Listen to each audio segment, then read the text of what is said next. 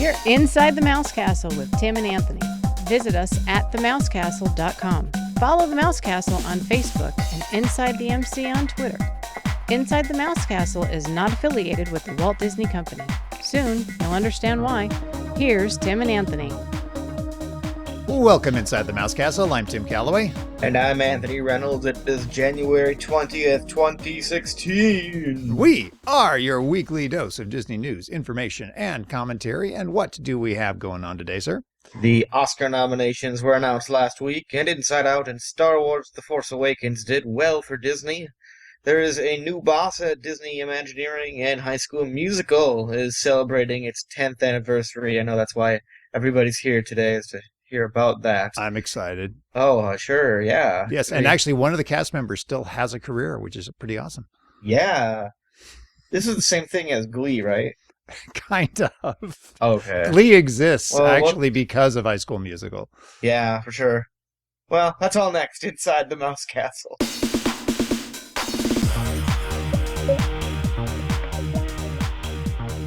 Keep your head in the game. Stay on target. Stay on target. I did that. I was at Disneyland over the weekend, and I ran in the Star Wars half marathon.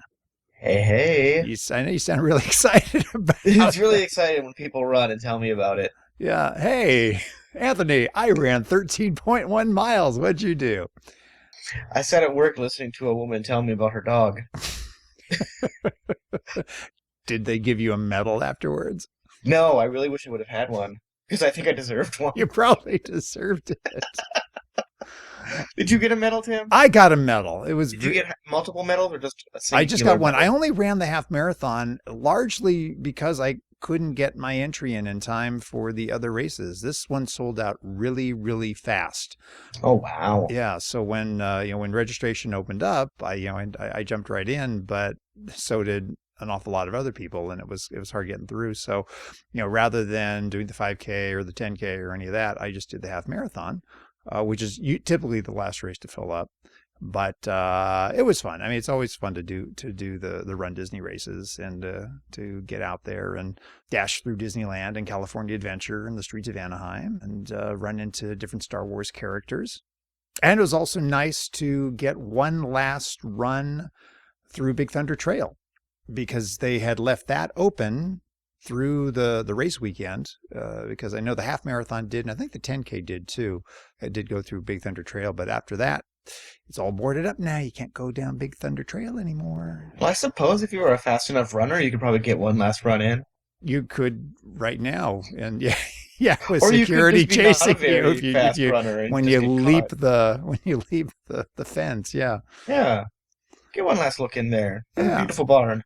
It is. It's very nice. Now over on the other side, in Critter Country with the Hungry Bear restaurant.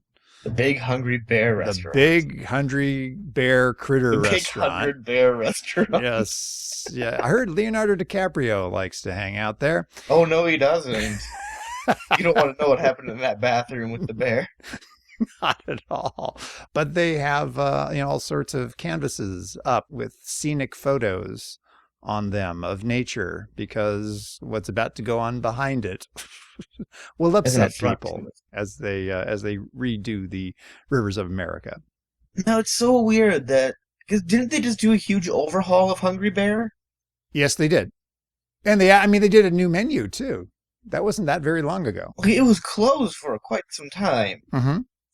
And now they might be tearing it out? Do we know? Oh, no. They're not. No. All they're doing is they put up the canvases to block the view. So as you're sitting there at Hungry Bear, you cannot see everything that's being torn up on the Rivers of America. Okay. And, draining the river in the whole 9 yards.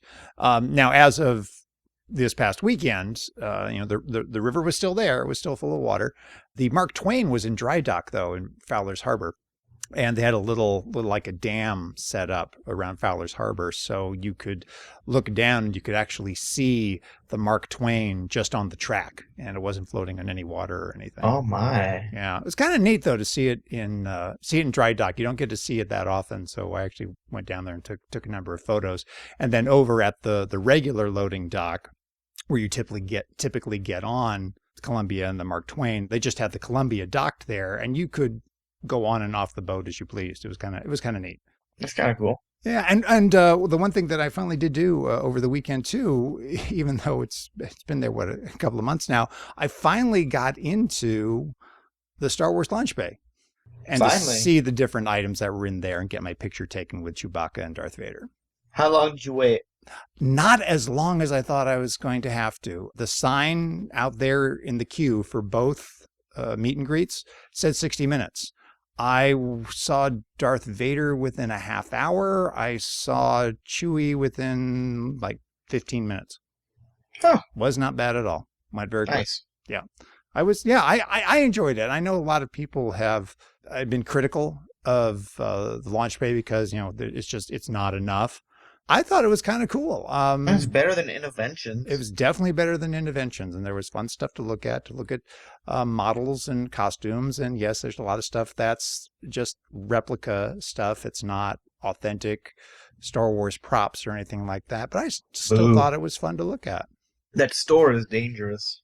It is. This is very true. You can get like the custom name tags. You can get the really fancy lightsabers.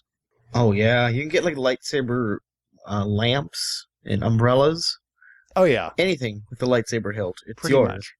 And starting next month, they announced that not only can you stand in line to see Darth Vader, you'll be able to see Kylo Ren, too. Oh, my God. He's going to start doing meet and greets in February sometime, we have heard. That's cool, but that's going to be so conflicting for people. Why conflicting? Because of the emotional weight that the character carries? Yes. Would you want to get a photo with the guy? Yes, I would, as a matter of fact. I know, because he's kind of cool. Yes, because he's a total emotional, psychotic, whiny bitch. When Darth Vader is kind of reserved and I'll kill you slowly kind of a thing. Kylo Ren could just snap at any moment. I know. It's nuts. What if he kills somebody? Did you think about that? What if he kills somebody at this meet and greet? I want to go back in February and find out. It's a risk I'd be willing to take. Did you see the SNL thing? Yes, I did. Undercover boss. That was funny. That was well done. That was very funny. He was really good in that show, and they had some really good sketches. I didn't watch the rest of it. I need to. I'm going to, but that was the skit that I saw, and that was hilarious. It was totally hilarious. But getting back to the Star Wars Half Marathon, yes, 14,000 runners turned out for it, and is that for the whole event or just a race? That was just for the half marathon. I think. Wow. You had a lot more running the 10K and the half marathon. The winner of the half marathon was Nick Arciniaga, who has won a number of Run Disney races. In fact, he won the Star Wars half marathon last year, and I'm going to say he won the Disneyland half, not last year, but the year before. And so he set a record in the event. He finished it in almost exactly half the time it took me to finish it. I would just take my time. This is kind of cool. He finished it in 1 hour and 5 minutes and 49 seconds. And it took me 2 hours and 10 minutes and like 59 seconds or something like that. What's the cutoff? You have to be able to do a minimum of 16-minute mile. And that's if you're starting all the way in the back. So, you get 3 hours or so to finish it. And then in the women's division, Annie Bursagel of Colorado, she crossed the finish line at 1 hour, 15 minutes and 9 seconds. And then Jennifer Berry, who is another perennial Run Disney runner, she came in second place with a time of 1 hour, 21 minutes and 11 seconds. Show off. I know. That's just crazy. I couldn't even imagine that. I would like to one day beat 2 hours, which is a pretty good time for someone who's old like me and doesn't take running as seriously as he probably could. But I can't even fathom what it's like to come within a few minutes of 1 hour and finishing 13.1 miles. I ran a mile once, and it was the worst thing ever. You're still recovering, aren't you? Oh, emotionally, physically, ecumenically. It messes with you. And actually, when I ran, this was actually my worst half marathon time, and that's because I'm kind of fighting an injury in my left foot. So I'm actually in the process now of taking about 6 weeks off to recover because I've got an injury. I got an owie. You got a boo-boo. I got a boo-boo, and I would like it to heal. And I would like to take some time off, and I'll be back for the Disneyland half again in September. But I'm probably going to stay away from Run Disney events for a little while. Oh, this is because of that lawsuit we said we weren't going to talk about? Shh. Oh, come on. It's a giveaway. What were you doing in that bathroom? Never mind. And why were you running? I was being chased. I really was. Oh God, that would get me going. I could run if I was being chased. Yeah. You don't. You have to. Just to chase me. You have to. Well, we were. Weren't we like we were chased, or we were at least accosted on coming out of the Indiana Jones adventure and then going to the Haunted Mansion. Remember that? I remember those people that were taking up the whole exit. They just weren't fast enough. No, I was like, we needed to go. We had that. I mean, that was a good run. And you pushed your way past them, and I did. I said, "Oh, excuse me." I just pushed past him. I was like, "I'm out of here." Excuse me. And it was awkward because then I had to wait for you guys anyway.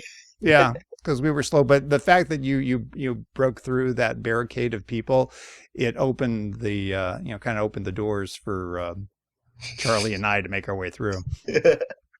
I do what I can. Thank you. I appreciate that.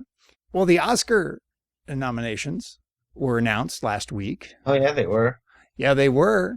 Yeah, they were. You better believe it. You better believe it's not butter. Believe that the Revenant got like 12 nominations. Ooh. Including Best Picture and Leonardo DiCaprio as Best Actor.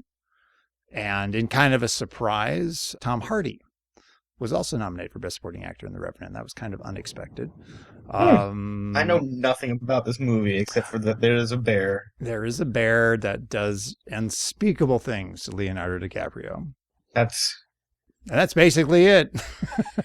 So it's about him in the Academy. And then the rest of the way, he just, no kidding. Yeah, he's due. It's Leonardo's year. He's going to win. He has to. Now, Mad Max Fury Road did all right. 10 nominations, including Best Picture.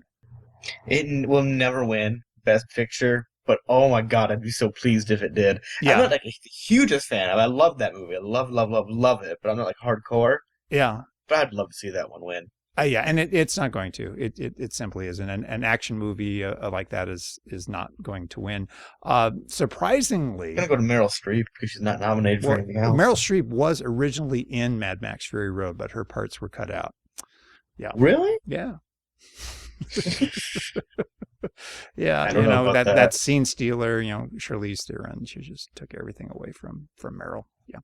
There was a scene in Mad Max where you see Meryl Streep getting milked. Wait, did you say you've seen it? I have not. Oh, okay. So that means something. That means nothing to you. It will. Now I have to see it. But there were 8 Best Picture nominees, and among the movies that were not nominated, because they could have nominated up to 10, Star Wars: The Force Awakens did not get nominated. It did pick up, I think, like 5 nominations in the technical categories. So it got sound and visual effects, and John Williams got his 200th nomination for the musical score. I hope he wins that score.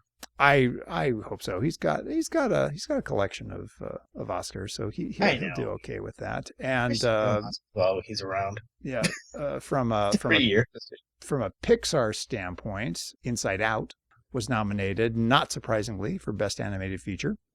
And it also picked up a nomination for Original Screenplay. Oh. So not really surprised there. It also, though, missed out. A lot of people thought it had a shot at getting Best Picture as well. It did not. I can see it not. Yeah, I thought it had a chance. I really did. But once again, animated films, like black people, do not get any respect at the Oscars. That's quite the statement. Oh my. Am I going to get in trouble with that? Anyway, It animated is films. weird. It's all white people. Well, the thing I find interesting. I totally agree with the fact that the Oscars are not ethnically diverse in an industry that really needs to be. But you can't blame the Oscars. The problem is Hollywood itself, and how many high-profile films came out with this year with ethnically diverse casts? There just weren't a lot to choose from. There was Straight Outta Compton, there was Creed, there was Star Wars. Anyway, I just find the whole, the boycott that some black performers, Spike Lee and Jada Pinkett Smith, have voiced. I just think the whole thing is kind of silly because the problem isn't with the Oscars. The problem is with Hollywood. It's with giving Jada Pinkett Smith attention. This is true. Yeah. No. And when's the last time, let's be honest, when's the last time that Spike Lee made a movie that had any relevance? I don't know. I don't even know if I've seen a Spike Lee joint. It's been a long time. Now he did, kind of ironically, he was honored with a special Oscar. They presented him with a special award at the end of last year because they do their special awards at that time rather than during the Oscar telecast. So he is now an honorary Oscar winner, and he's the first one to boycott for what he feels is a lack of diversity with the Oscars. They just didn't want Adrian Brody up there kissing people. Well, who would? That's what it was all about. I know, yeah, because it really traumatized Halle Berry. It really did. It did, yeah. So anyway, other Disney nominations. Cinderella picked up one for costume design. I was like, what? Cinderella's really old. I remembered they had the... Yeah, I mean, what? Cinderella came out, last March? But yeah, it did get a nomination for costume design. And then for animated short film, Sanjay's Super Team, which was a short film that Pixar did just prior to The Good Dinosaur. It picked up a nomination as well. I never did see that movie. The Good Dinosaur was, again, cute but very forgettable. And no, it did not deserve an Academy Award nomination for Best Animated Film. No. But the other animated features that were nominated was Anomalisa, which is a movie I've talked about. It's still on my to-see list. Inside Out, of course. Shaun the Sheep movie, which nobody saw, but I remember got really, really good reviews. And this is from the same people that did Wallace and Gromit. So that kind of stop motion animation. And then two foreign films, foreign animated films, Boy in His World and When Marnie Was There. I have heard of not a lot of those. No. But as good news, I'm sure you'll appreciate this, Minions was not nominated for animated feature film. I didn't think about that, but thank God. Oh my God. Don't you feel better knowing that now? Minions are the worst. Oh my God, that makes me so happy. See, so there is hope for the Academy Awards. Could you imagine if it won, you'd have to listen to a whole thank you speech about Minions? No. See, now I thought it was a cute movie. No. I like Minions. I enjoy Minions. I know you despise them with the intensity of A Million Suns, but I think the Minions movie was cute. I respect it just that much less. I don't think it was Oscar worthy, but I was entertained by it, okay? Good for you. Ugh. God. I just hate them. I just hate Minions. Don't you hate Minions? This week on Anthony Has an Episode. Minions. I could just see you getting, having too much to drink and going on this drunken rant about, don't you just hate Minions? Oh, I could. Give me a good red? Yeah. Yeah. That'll unlock the rant machine. So let's not do that. Okay, we won't go Nobody there. wants to see that, Anthony. No. It's the worst. I've seen you drunk too. Yeah. Oh my God. I've seen. Now I'm not going to go there. Wine Anthony is the worst, Anthony. You never want to meet wine. I remember Anthony. when you wanted to talk to those hotel security people and we wouldn't let you. That was a smart choice. That probably saved all of our evenings that night. I just want to say everything was cool. It was. Everything was just cool and mellow, and you have friends that look after you, sir. That was the night we had to pump Uma Thurman's chest full of adrenaline. I know. And she just, screamed and sat up with that She would needle not sticking out of stop her screaming. chest. It was just staggering. Anyway, moving on. Moving right along. There's a new head of Disney Imagineering, and you know about this guy more than I do. But Yeah, Weiss. I talked to Weiss. a couple of people that are in the know, and this is actually being looked upon as a really, really good move for Disney and Disney Imagineering. But Bob Weiss is the new president of Imagineering, and I guess this kind of came as a bit of a surprise. I don't know all the details, but behind all the moving and shaking going on behind the scenes. But it was kind of quietly announced last week. But Bob Weiss, has a pretty decent track record at Disney. He's just coming off doing significant work with the Shanghai Disneyland Resort. He was creative lead on the expansion of Disney California Adventure, which turned out pretty good. Yeah. And I'm getting all this information I'm reading right now from an article in the Orange County Register. But he was creative lead on Disney MGM Studios, now called Disney's Hollywood Studios. No, not to me. When it opened in 1989. Always MGM. Always MGM.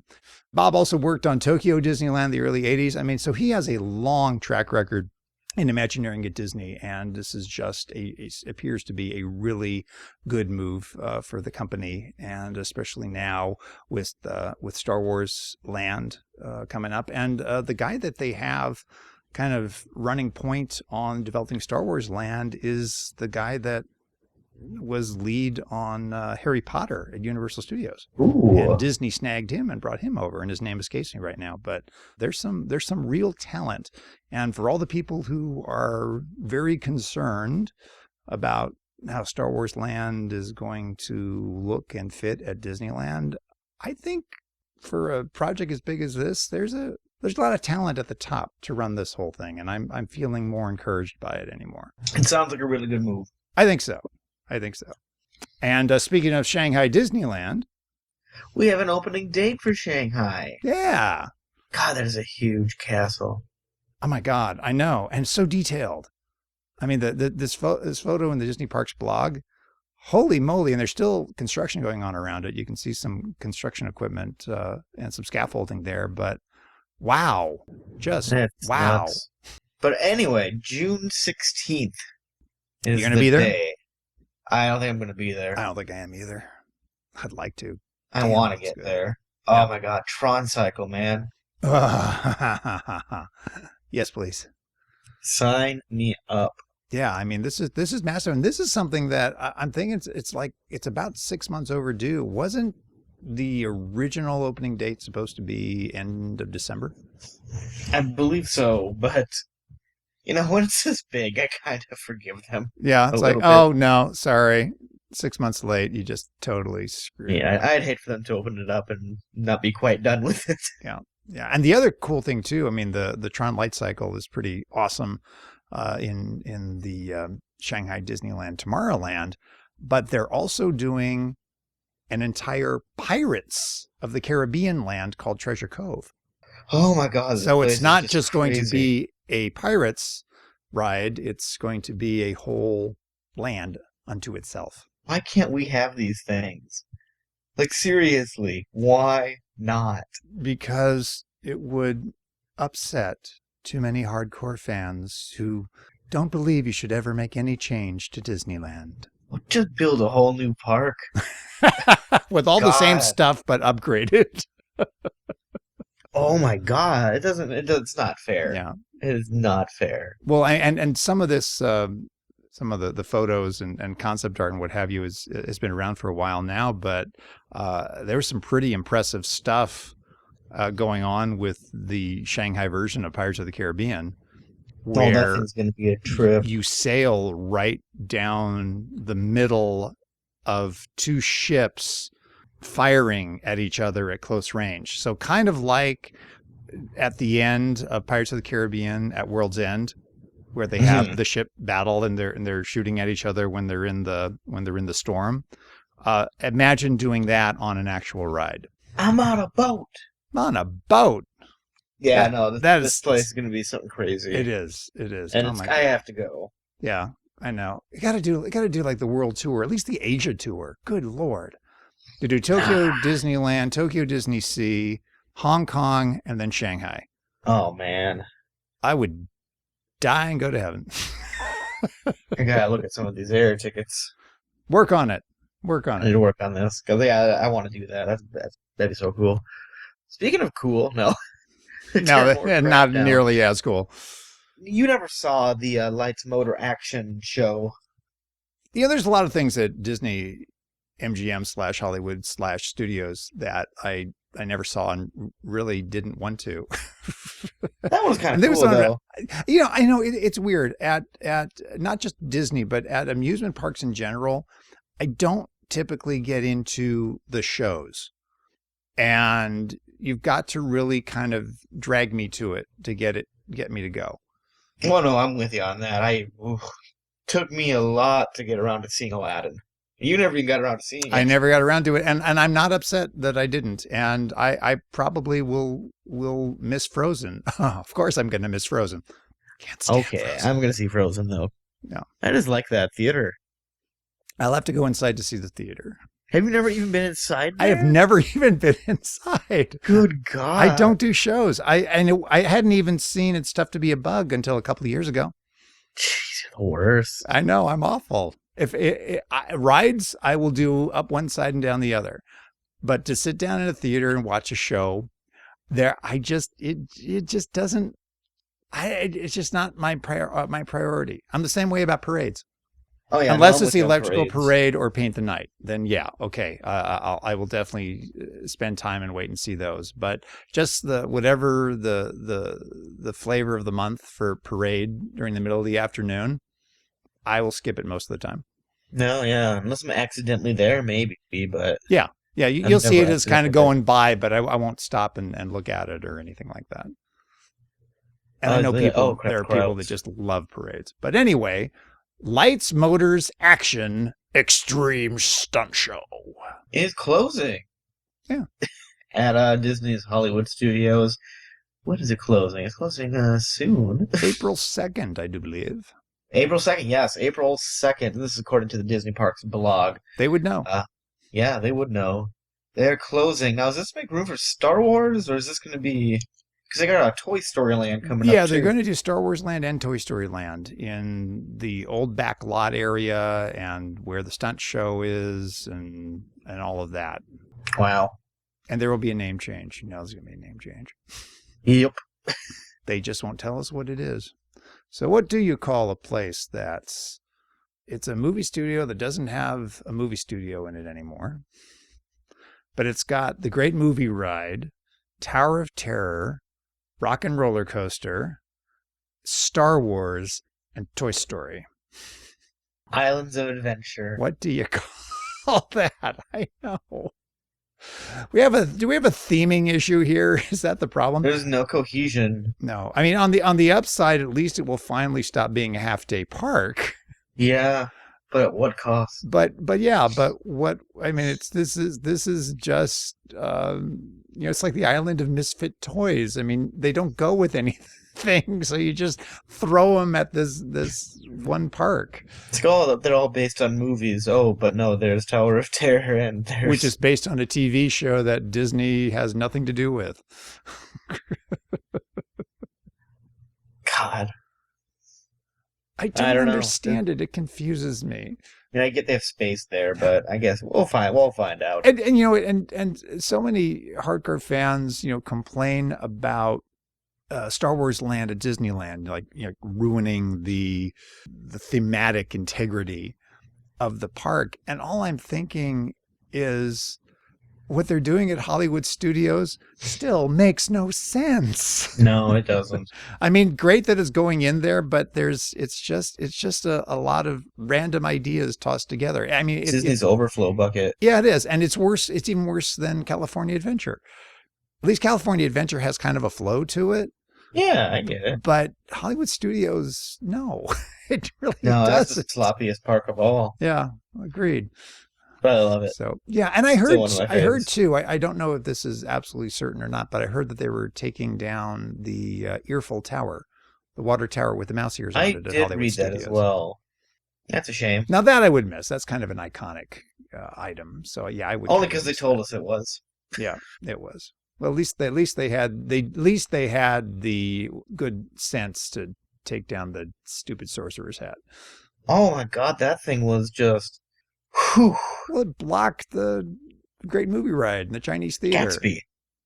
That was horrible. Yeah, like you have this huge reproduction and you can't see it. Yeah, exactly. So anyway, so that's one good move that they made. But Yes. with Star Wars Land and Toy Story Land, it's going to be interesting.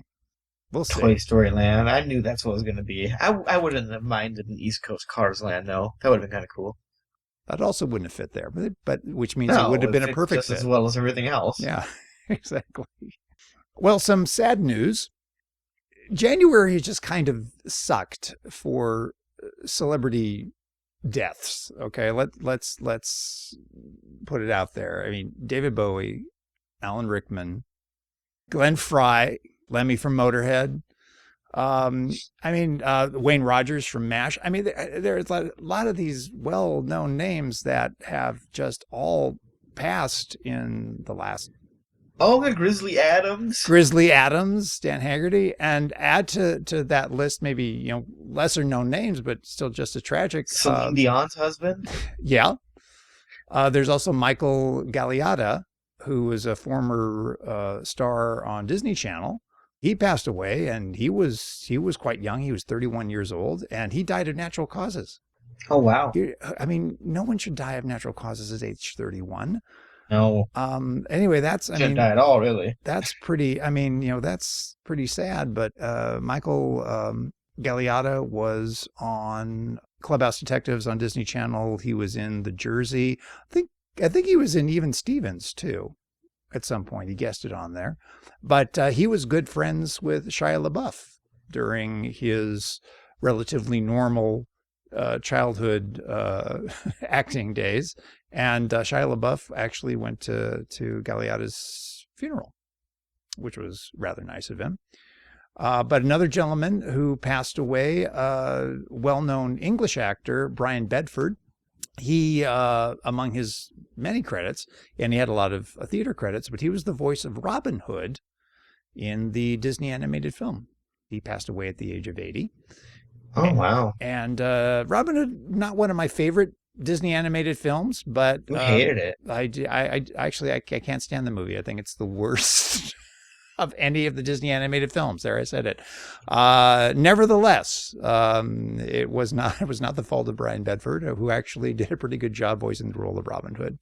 We're only a little bit more than midway through January, and all of these well-known names need to stop dying. That's all I have to say. This year just sucks. I know. Oh my God, it's horrible. Enough already. Can we just get it out of the way and just? Well, that's what they're doing. I guess so. Oh my God. Anyway. In news that some people might care about, I guess. I know you're excited. I'm so excited. High School Musical people in the movie High School Musical, are set to meet up at a 10-year reunion on the Disney Channel. But Matthew Perry won't be there. No. He seems to be showing up on everywhere. Is it, on the Friends reunion that's never going to happen? Is that it? Yeah, he's not going to be there for that. Okay. Well, he's not going to be there for High School Musical either. I'm kind of stunned to realize that it's been 10 years since High School Musical. It makes sense, I guess. That makes me feel old. Yeah, no, I'm not a fan of it. Yeah. So yeah, I guess they're getting together on an 10th anniversary special. That's actually going to be on tonight. On the Disney Channel. TN. Or maybe aired already. Yes. No. Well, no. I'll work on this. We'll all right. Either and goodness knows that Disney Channel will probably repeat it over and over again. So if you don't see it tonight, I'm sure you can see it in the future. But I found this rather amusing. Anything in the future. What? I can't see the future. Can you see the future? I can see the future. Oh, shit. Madame Leota helps me out on this. No. The thing I find rather amusing that for this 10th anniversary special, Vanessa Hudgens and Ashley Teasdale and Lucas Grabeel and Corbin Bleu, Monique Coleman are all going to be there, together doing the special. And Zac Efron is going to do something on tape because, unlike all the other cast members, he kind of has a career right now. Matthew Perry's doing the same thing. Exactly. Did you see Zac Efron kind of got a little carried away on his Instagram on Martin Luther King Day? Yeah, that was kind of a weird thing. Yeah, kind of. I thought it was worse. I was like, what kind of racist tirade did he go on? And I didn't understand. Well, it was just kind of insensitive. He says, I'm grateful for a couple of things today: Martin Luther King Jr. and 10 million followers on Instagram. But that's a true thing. I know, but it's grateful for two things. But you don't put the two of them together. One of these is not like the other. You put Martin Luther King first. I know. No, I'm sorry. It's like do a tweet or an Instagram honoring Martin Luther King, and then do a separate one honoring your 10 million followers. But you don't combine them together. That's just insensitive. Just a whole post about how much you love your followers. Nah, you got to pair that up with something like Martin Luther King. It's just wrong. It's just wrong. Anyway, Star Wars was awesome. There was a bit of a pushback on social media, calling out his insensitivity, to which he did issue a statement basically apologizing and expressing his admiration for the life and legacy of Dr. Martin Luther King Jr. Yeah, Jada Pinkett Smith is boycotting him now. Yes. Spike Lee, too.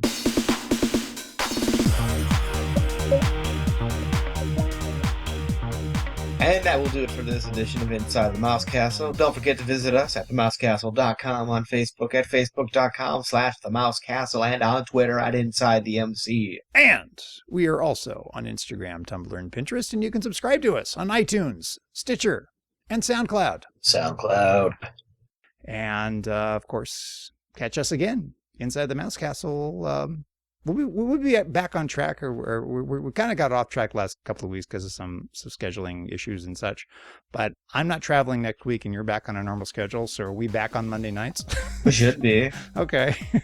Yeah, Monday, Tuesday, whatever. Happy day. We'll work it out. So do join us on the next edition of Inside the Mouse Castle. See ya.